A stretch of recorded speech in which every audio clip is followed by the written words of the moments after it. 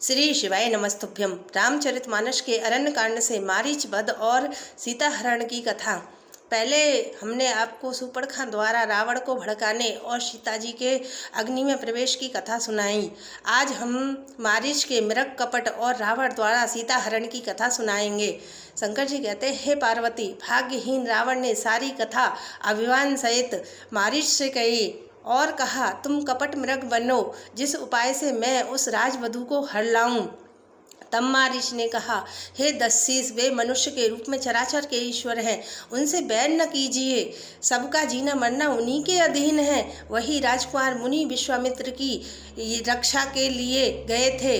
उस समय श्री राम ने बिना फल वाला बाण मुझे मारा था, जिससे मैं क्षण भर में 100 योजन पार आ गिरा था। उनसे बैर करने में भलाई नहीं है। आप अपने कुल का विचार कर घर लौट जाइए, जिससे ताड़का स्वभाव का वध करके शिवजी का धनुष तोड़ दिया, खरदूषण और तृष्णा का वध कर दिया। ऐसा प्रचंड बली भी कोई मनुष्य हो सकता है। यह सुनकर रावण जल उठा और मारीच को गालियां देने लगा। तब मारीच ने दोनों तरफ से मरना देखा तो प्रभु श्री राम की शरण में जाने में ही कल्याण समझा। ऐसा हृदय में विचार कर मारीच रावण के साथ चल दिया। मारीच मन ही मन सोचने लगा, सीता जी छोटे भाई लक्ष्मण सहित श्री राम के चरणों में मन लगाऊंगा। आह, वे ही मेरा आनंद के समुद्र श्री हरि अपने हाथों से मेरा वध करेंगे। धनुष बाण धारण किए मेरे पीछे पृथ्वी पर पकड़ने के लिए दौड़ते हुए प्रभु को मैं फिर कर देखूंगा और मेरे समान धन्य दूसरा कोई नहीं है। रावण भी श्री राम जहाँ रहते हैं वहाँ वन के निकट पहुँचा।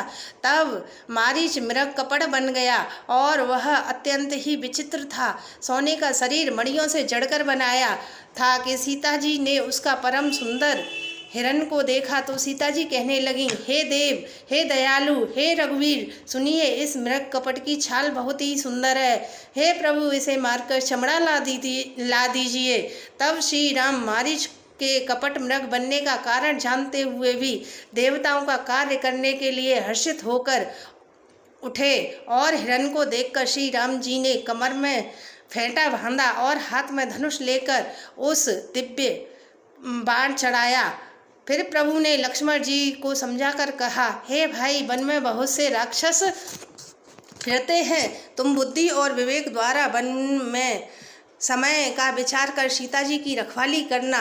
प्रभु श्री राम को देखकर मृग भाग चला। श्री राम धनुष पर बाण चढ़ाकर उसके पीछे पीछे दौड़े। शंकर जी भी उन्हें ध्यान में नहीं पाते।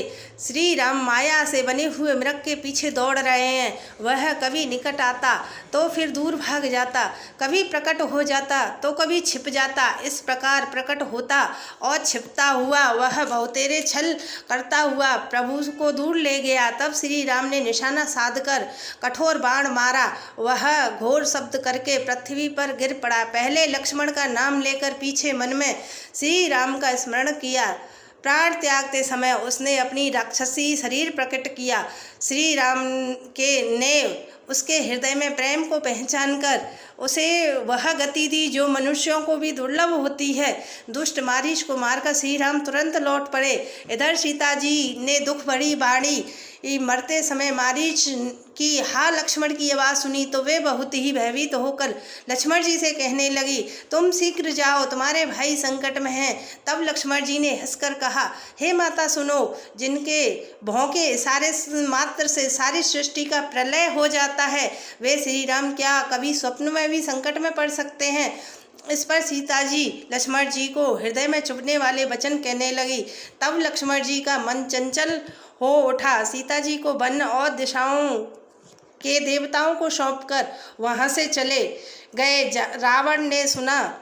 रावण सुना मौका देखकर सन्यासी के भेष में सीता जी के समीप आया। रावण ने अनेकों प्रकार की सुहावनी कथाएं रचकर सीता जी को राजनीति, भय और प्रेम दिखलाया। तब सीता जी ने कहा, हे गुसाई, सुनो, तुमने तो दुष्ट की तरह प्रवचन कहे हैं। तब रावण ने अपनी असली रूप दिखाया, नाम सुनाया तो सीता जी भयभीत हो गईं।